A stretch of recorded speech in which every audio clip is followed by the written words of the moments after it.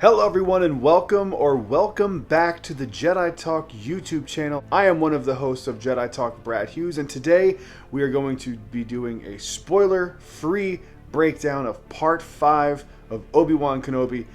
Just like last week, it is around 3:45 in the morning. I just finished Part 5, and I'm a little conflicted with this one. First off, I absolutely adored the opening scene of this, and it kind of follows you throughout the episode. That was fantastic. You'll know it when you see it. It's literally the first shot of the show. I also loved the reveal with Reva. Those two things are huge standout episodes. There were questions that I had. Yes, finally we got one thing, and then you figure out the other thing with both good reveals. So those are two really positives for this episode. So last week I made it pretty clear that last episode was not one of my favorites. This, however, is one of my favorites. It might be my number one. There are some things in this episode that I like that they did, but I kind of sound like a hypocrite because it's things that they've done already and it's kind of happening again. This time, however, you get some explanations for those reasons why the things keep happening the way they keep happening. I still think that they should have done something a little different. There's some reveals at the end. Some things that we have been talking about on Jedi Talk happened finally. Some predictions that we had. I don't know. I'm gonna need another watch through on this one. This is the only thing that sucks about doing these things is like my first initial thoughts. I loved the episode. I'm probably gonna say it's my favorite of the show so far. This one definitely had the most fan service, I guess is what you would call it, but it didn't feel that way. But there are just some things that they're still inconsistent with characters that drive me insane. You get some answers with how Reva knows that Anakin is Vader. I'm trying to be vague because this is supposed to be spoiler free.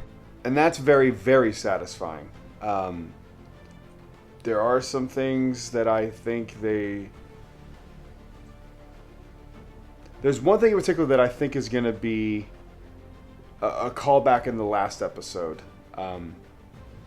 that will become important. And it's has to do with the opening scene. And we're going to go through all of this on Jedi Talk and do a spoiler breakdown. After all the guys have seen it, we've had a chance to digest it a little bit more. And that will release on Friday. This episode was tough to watch. There's some stuff in here as a diehard Star Wars fan that is like, oh man, it hits you right in the feels. It brings back some nostalgia. It's just such a great episode with some flaws. That's how I'd say it. It's great with flaws. I don't want to say anything else because I think if I do, I don't want to start giving some stuff away. So I'm going to leave it at that. Thank you guys for watching this video. Make sure you guys check out Jedi Talk, subscribe, like this video. But I'm curious, what do you guys think about this episode? Comment down below. I'm curious. This show is a hot topic right now, so I'm very curious what people are thinking about this episode. This is the one I'm the most conflicted on. This is the one I think I had the most fun watching.